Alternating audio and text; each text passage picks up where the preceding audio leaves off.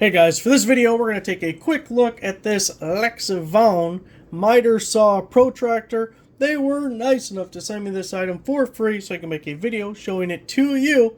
Now if you own a miter saw, you have to own a miter saw protractor. It's a lot of instances, maybe we're doing trim work or something, and we're just going to assume a corner is 90 degrees. We're going to cut our 245s and we're going to have gaps, because it wasn't actually 90 because nothing's straight, and it's going to be, it was 89 or 88. So, just a few degrees off can really leave you with gaps that don't look as nice, and we're going to solve that problem with the miter saw protractor. So in the box you also get a little manual that will show you how to use it and give you little hints and tips for using the item, but we'll also show you here just a couple of quick uses. It is made out of aluminum, and we have two different scales here. We have our miter cut scale. So if you're cutting two pieces of wood that are forming a corner, you're going to use the miter cut line. And then we also have the single cut line. So maybe you're cutting one board and it's butting into something else, so you're only making a single cut. That's when we use our single cut line.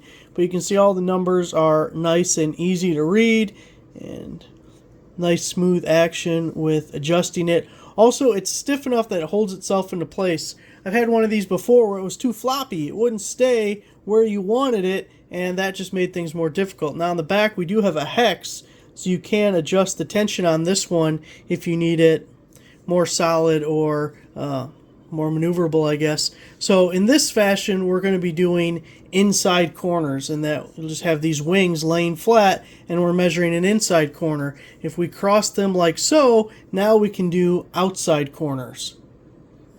So let me show you an instance here on my workbench. Now obviously the bench to the back is probably 90, but let's see what exactly we get. So for the sake of our demonstration, let's say we were just going to run a board straight into the back of this, and we just wanted it to finish out flush with the back of my workbench. We're going to lay our miter saw protractor there, push it in there so both ends are flat and it's nice and tight in the corner, and then we can see what our cut would be.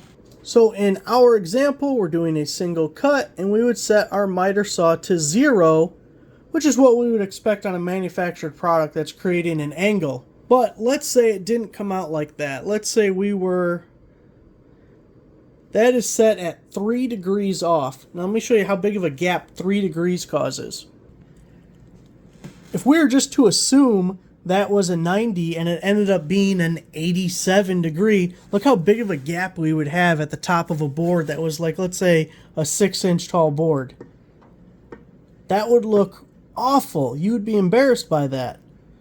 So we want to avoid those embarrassing cuts. Now let's do an outside corner, and we're going to do it as a miter cut. So we have one board coming in here, one board coming in here, and we want a nice tight corner with no gaps. So we're going to put our protractor in just like so and have both of those wings laying flat along the wall, and we're going to look at our miter cut line.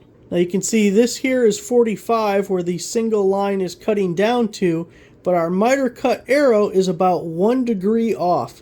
So this isn't exactly 90. We're not going to set our miter saw at 45. We are going to set it at 44, and it'll make a nice tight fit for us. So there it is, guys. That's the importance of having a miter saw protractor.